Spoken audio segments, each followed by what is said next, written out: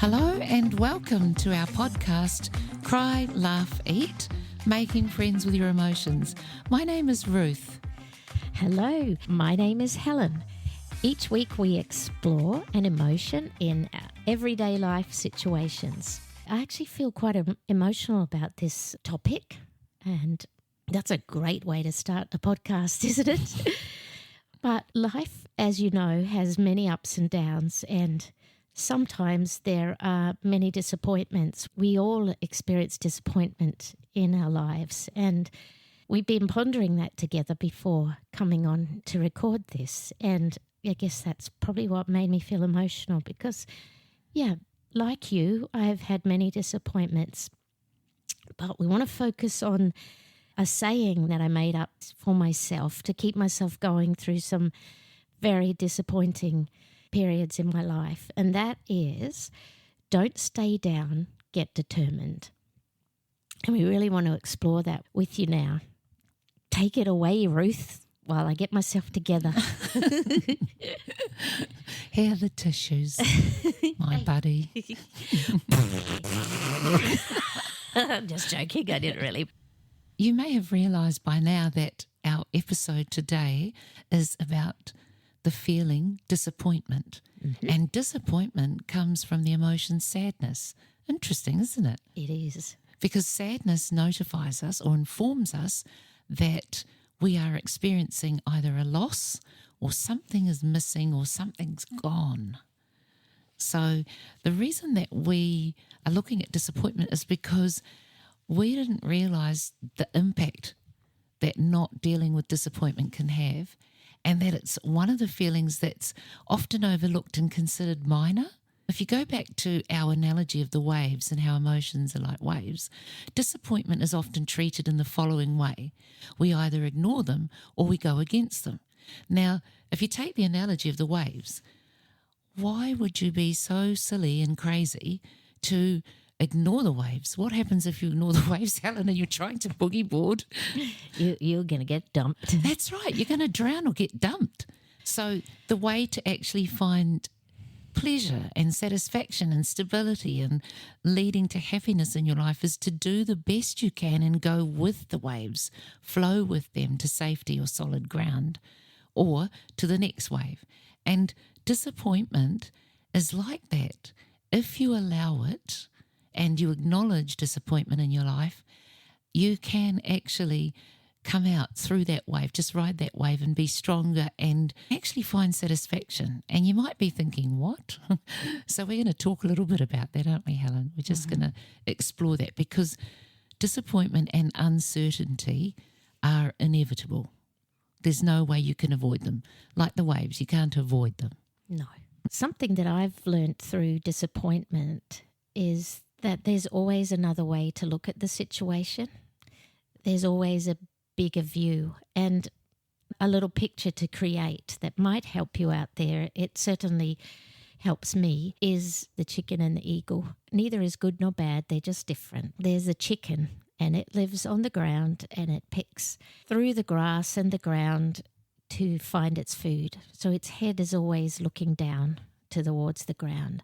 And then there's the eagle. The eagle is always up at a much higher level, up in the sky flying or up on the mountains. And its view is quite different. It's looking down and seeing a whole lot more than just what's in front of it and the ground. And what I've learned is sometimes we need to take an eagle view of our situation when we're disappointed. Okay, that's really great, Helen. So could you explain, though, what would be the chicken view and explain the positives of both? Well, so the chicken view is looking at all the finer details or even the big details that you're in right now. There's always a time that we have to do that. We have to see the details, but if that's all we ever see, if that's all we're ever looking at, we can get very caught in those details, and those details can become quite overwhelming. Okay, so the eagle? So then the eagle view, it's like if we could climb up a mountain and just sit up the top, we have a whole different view. We might be able to look down and see the house where we live in, but we see the house next door and the house next door. We see we the see- street. We're seeing so much more. Our perspective and our Yeah. picture is a lot bigger, A isn't lot it? bigger, and sometimes we need to try to have that And bird's eye view. Yeah. equally, it would be no good to spend all your time up there either. No, because you're not down in the details. You're not in the Yeah, details or the reality of life. That's right. It's easy to sit from a distance and judge. Exactly. But sometimes it's not easy to make judgments and decisions for our life when we're only looking at those details right in front of our eyes. We need to take some steps back. A bit like when you talked about in our episode on overwhelm, and you talked about taking a step back. Well, this is even This is a similar. Yes, a similar kind of concept. So just picturing an eagle, if you could picture yourself up high looking down on your life, what else might you see other than the details you can see? In our book called Making Friends with Your Emotions, in the section where sadness talks to us, one of the things that sadness says is That the feelings of sadness help give you time to process your emotions, your thoughts, your memories. So I'll say that again. yeah. Oh, well, Helen will say that again. she's just flicking through the book to get to the right I was page. there, and then it unflipped. Here we go. So, quote, They help give you time to process your emotions, your thoughts, your memories.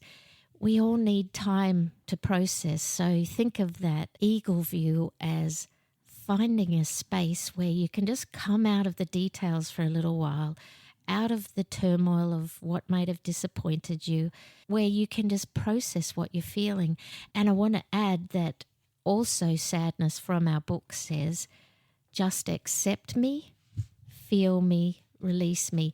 And that's something I have learned. To accept something, you have to have processed it first. You can't just accept it because I need to feel better. It doesn't work like that. We need to have time to sit and process and feel.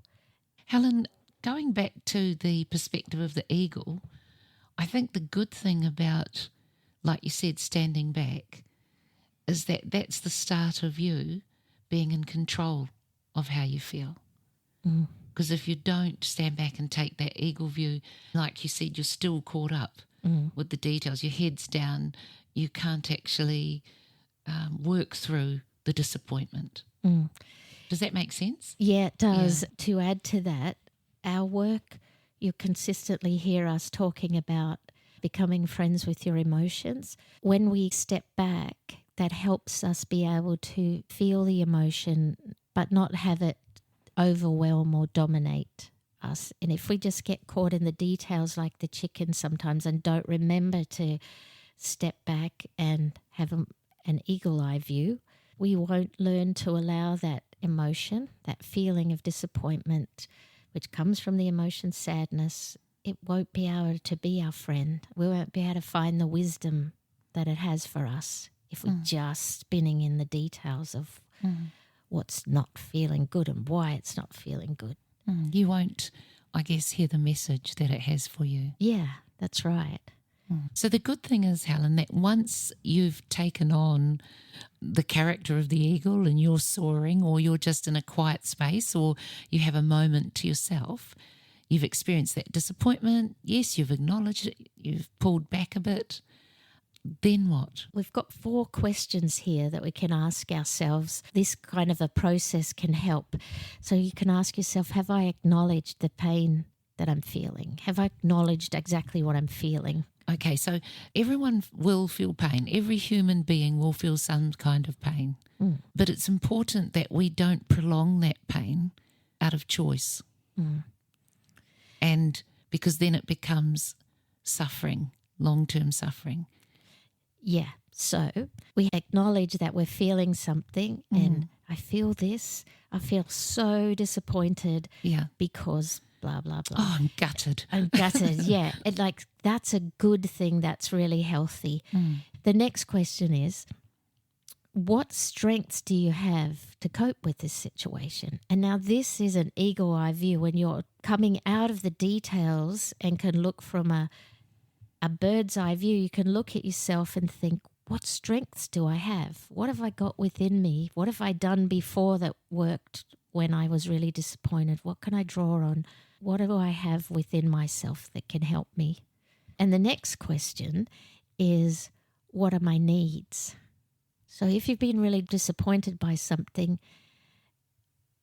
there's something that you need. What is that? Being like the eagle, being up high, looking at everything with a different view is where you can think about, what do I need now? It's so important that we bring that into our thinking. And then that leads to the action question, which is, what choices do you have now? Because you can choose not to stay in disappointment, which is important. That's the first choice you've probably already made if you're at this point. Yeah, it's like you said before, we will all have pain. That's just part of being human. And disappointment. We're going to experience these feelings.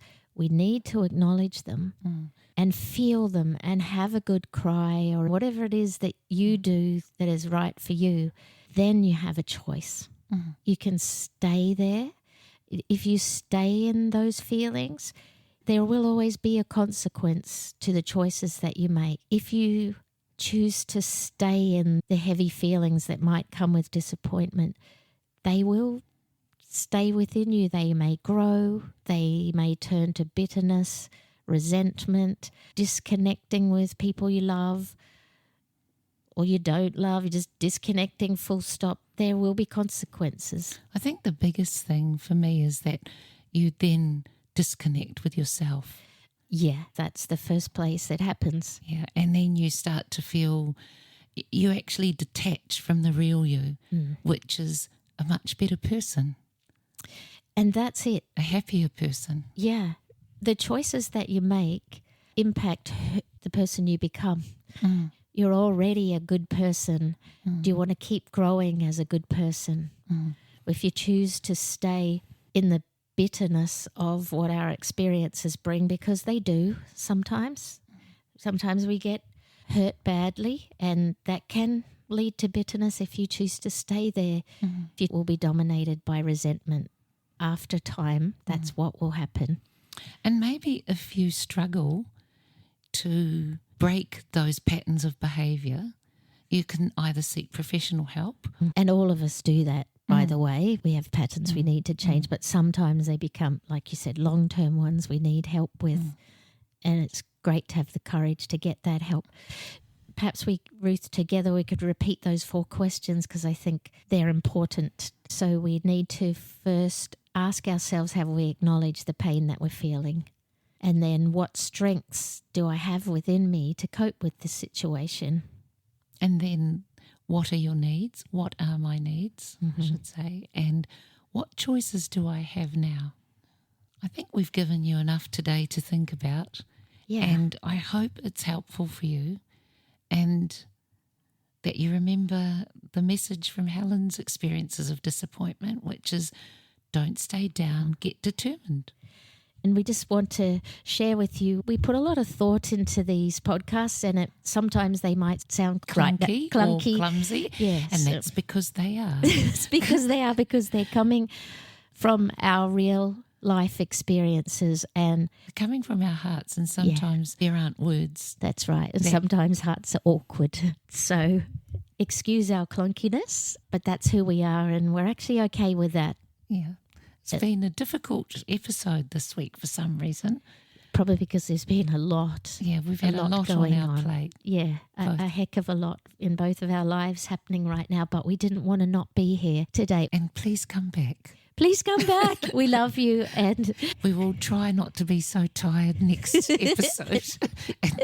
I'm about to have 4 or 5 days with my 3 beautiful little grandchildren, so I hope to come back bouncing with silliness and laughter next week, because that's what I'm going to be doing in the next 4 days, being silly and laughing.